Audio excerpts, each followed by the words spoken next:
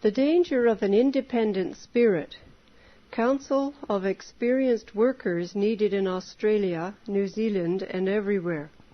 A talk presented at Harbor Heights, Michigan, August 20th, 1891. There is much talk in regard to our journey to Australia, but I cannot see my way clearly to go. Brethren say that Sister White will have no such burdens to bear as she has here in America, that she can write her books so much more readily without carrying so many responsibilities. But I know it is no use to tell them that all their flattering anticipations on my behalf do not lessen my ideas that going to Australia means work, responsibility to bear a message to the people who are not what the Lord would have them to be. If it were not thus, I would feel authorized to remain in America. As it is, I dare not mention the state of things in the office of publication in Australia presented to me, for I am then sure they would firmly conclude I must go. There is work to be done there, and although those who have been there all testify that they will gladly receive any message that the Lord will give me to bear to them, I am not so sanguine in regard to this as my brethren in Australia. They know nothing of me and my work personally, only through my writings. Reproof is not pleasant to the natural heart, and the reproof coming to the people, as I know it will come to them, will meet with opposition.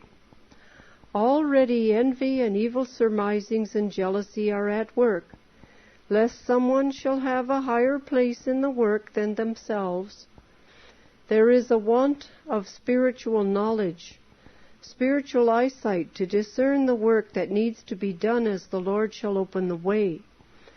The same enemy that has wrought upon human hearts in America, leading human minds to feel wise in their own conceits, is working upon the human minds in that far-off country. The work is now almost at a standstill. A messenger must be sent to Australia, but God forbid it should be I. I long for rest, for quietude, and to get out the life of Christ. There is a cloud over the workers in Australia. The work must be reconstructed from its foundation of the office building, and there is not being done that which must be done in warning the world. The work of the Lord is aggressive. There should be a large number of souls converted to the truth in Australia. As I stood before you Monday and spoke to you, the power of the Lord came upon me. The light previously given me flashed upon my mind. I had to speak. I knew that there must be a different mold put upon the work. I have been shown of the Lord that there must be a setting of things in order. There is not harmony between the workers sent as missionaries from America. There are envious feelings as to which shall be the greater. The Lord is ready to work for the people if they will come where He can safely bless them, seeking to answer the prayer of Christ that His disciples may be one as He is one with the Father. Workers have been sent from America. The Lord will send by whom He will, and you will meet with great loss unless you take heed of how you hear.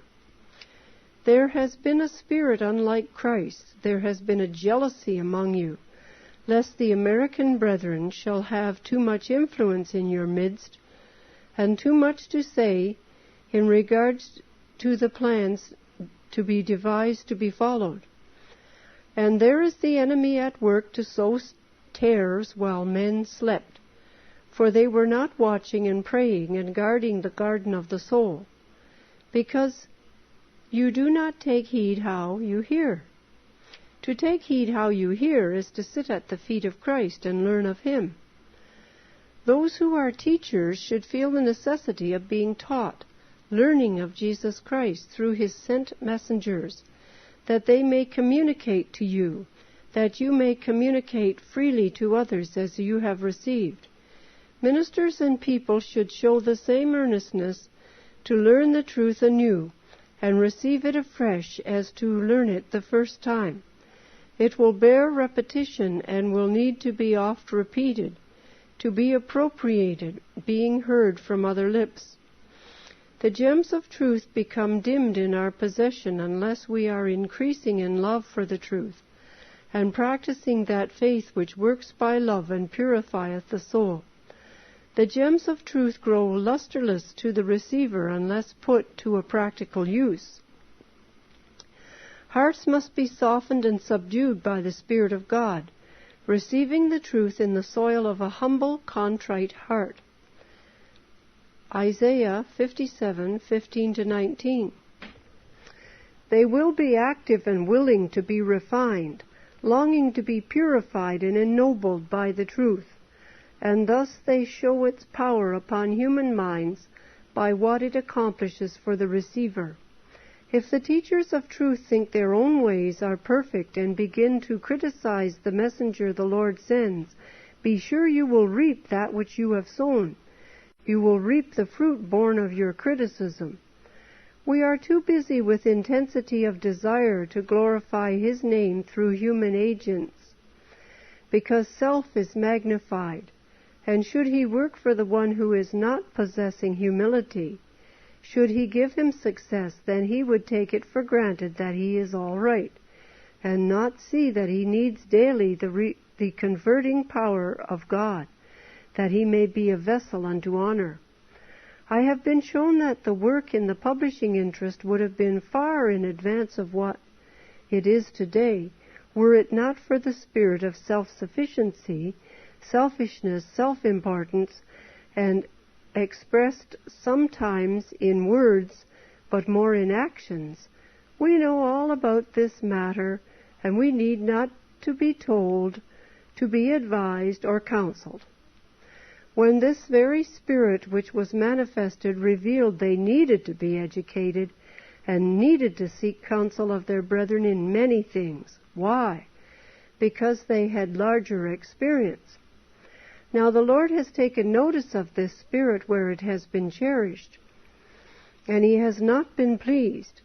Angels are sent down from heaven to give you knowledge only through the cooperation with human agencies.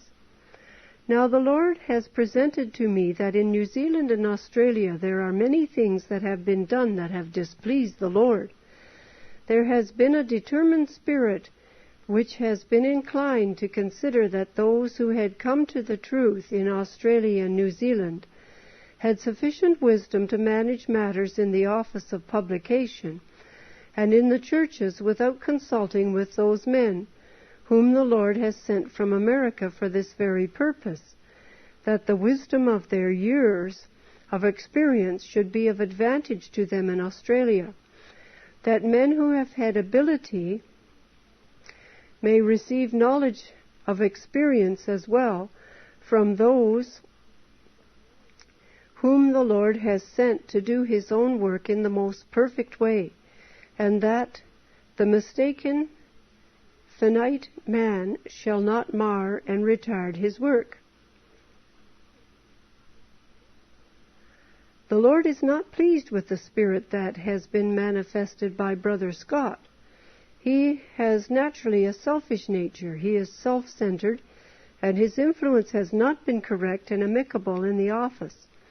He had a jealous spirit, fearing others should get credit which he desired.